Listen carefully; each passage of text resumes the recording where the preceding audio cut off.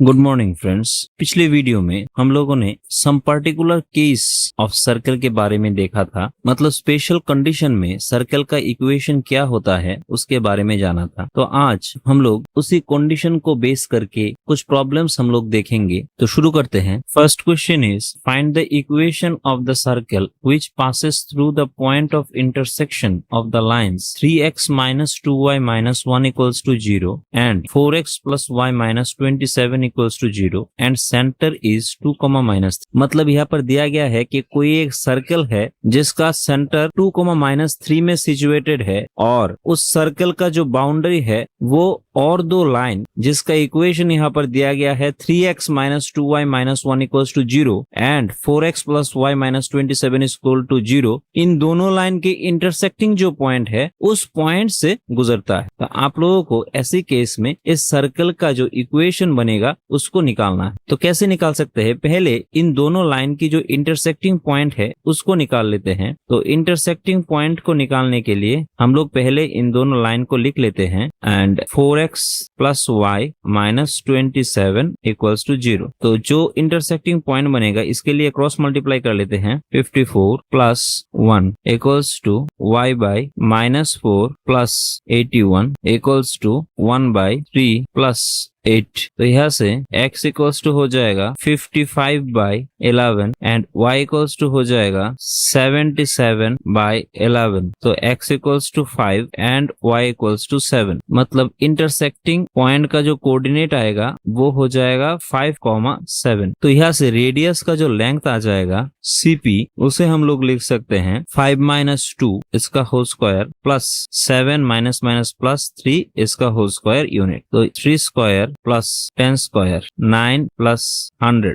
109 unit. मतलब radius जो होगा सर्कल का वो हो जाएगा स्क्वायर रूट ऑफ 109 यूनिट। तो बाउंड्री लाइन के ऊपर कोई एक पॉइंट हम लोग ले ले आर्बिट्ररी XY और यहाँ पर रेडियस निकल के आया 109 यूनिट। तो यहाँ से हम लोग इक्वेशन ऑफ सर्कल लिख सकते हैं रूट ओवर ऑफ, इसको अगर हम Q ले तो लिख सकते हैं x - 2 इसका होल स्क्वायर प्लस y -3 इसका whole square equals to radius जो बनेगा 109 इसका होल स्क्वायर। अब इसको कैलकुलेट करें तो आ जाएगा x square plus y square minus 4x plus 6y minus 96 equals to 0 and यही हो जाएगा रिक्वायर्ड सर्कल का equation. Hence the answer. Second question is find the equation of the circle having center 3, -4 and touching the line 5x plus 12y minus 12 equals to 0। मतलब यहाँ पर एक circle है जिसका सेंटर C है और उसका कोऑर्डिनेट 3, -4 दिया गया है और ये जो सर्कल है वो कोई एक लाइन जिसका equation 5x plus 12y minus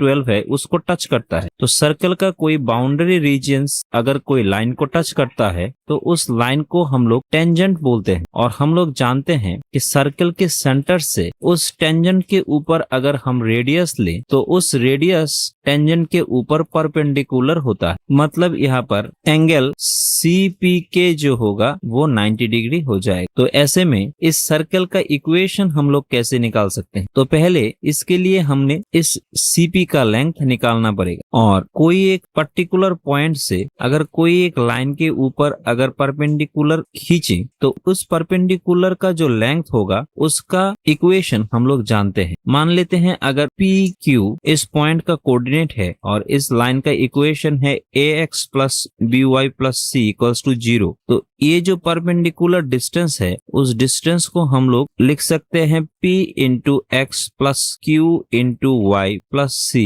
bye root under of A square plus B square इस पूरे के ऊपर मॉड्यूलस, ये हो जाता है। तो इसी इक्वेशन को हम लोग इस प्रॉब्लम में बिठाकर CP का लेंथ निकाल सकते हैं। तो लेंथ ऑफ CP हो जाएगा modulus of 3 into 5 plus -4 into 12 minus 12 by root over 5 square plus 12 square. तो ये आ जाएगा 15 plus minus 48 minus 12 by 25 plus 144। तो कैलकुलेशन करें तो आ जाएगा 15 माइनस 12 माइनस 48 उसका मॉड्यूलस बाय ये हो जाएगा 169। तो ये हो जाएगा 3 माइनस 48 बाय 13 -45/13 और मॉड्यूलस के लिए प्लस हो जाएगा 45/13। तो अब हम यहाँ से CP का लेंथ जानते हैं 45/13 और सेंटर पॉइंट जानते हैं, तो कोई एक आर्बिट्ररी पॉइंट XY हम लोग यहाँ से ले ले और उसका रेडियस तो हो जाएगा 45/13। तो इसे हम इक्वेशन में लिख सकते हैं,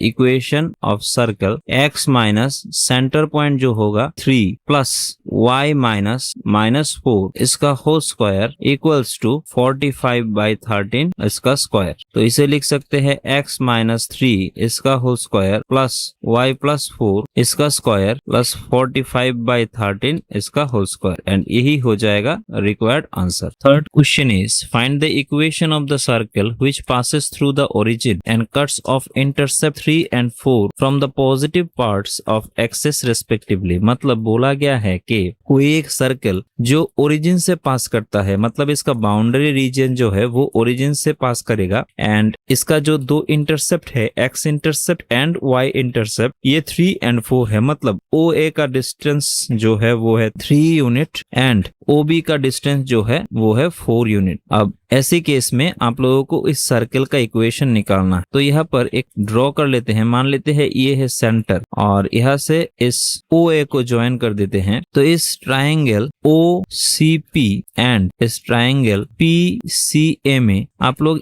देख सकते हैं यहाँ पर CP जो है वो हम लोगों ने परपेंडिकुलर ले लिया OA के ऊपर। अब तो OC इक्वल्स टू AC हो जाएगा क्योंकि ये रेडियस है सर्कल का, और PC जो है वो कॉमन है। तो ये दोनों right angle triangle OCP congruent होगा PCA के साथ by RHS property. RHS property हम लोग जानते हैं कि कोई दो राइट एंगल ट्रायंगल में अगर दो हाइपोटेनस इक्वल हो और एंड बेस एंड परपेंडिकुलर में से कोई एक पेयर इक्वल हो जाए तो ये दोनों ट्रायंगल कॉन्ग्रुएंट हो जाता है। तो यहाँ से हम लोग बोल सकते हैं कि OP इक्वल्स टू PA हो जाएगा। क्यों? क्योंकि corresponding part of congruent triangle CPCT के द्वारा ये प्रूफ हो जाता है। तो OA जो होगा उसको हम लोग OP प्लस PA लिख सकते हैं। तो OA दिया गया है 3 यूनिट और PA की जगह हम लोग फिर से OP बिठा दे सकते हैं। तो OP इक्वल्स टू आ जाएगा 3/2 unit. In the same way यहाँ पर एक L ले ले एंड इन दोनों को ज्वाइन कर दे, तो यहाँ पर OL जो आ जाएगा वो भी हो जाएगा 4/2 मतलब 2 यूनिट। तो यहाँ पर C पॉइंट का जो कोऑर्डिनेट होगा वो OP आकर इतनी दूरी जाने पर C पॉइंट आ जाएगा। तो OP का डिस्टेंस हम लोगों ने देख लिया, आ गया 3/2 यूनिट, एंड CP जो है वो OL के साथ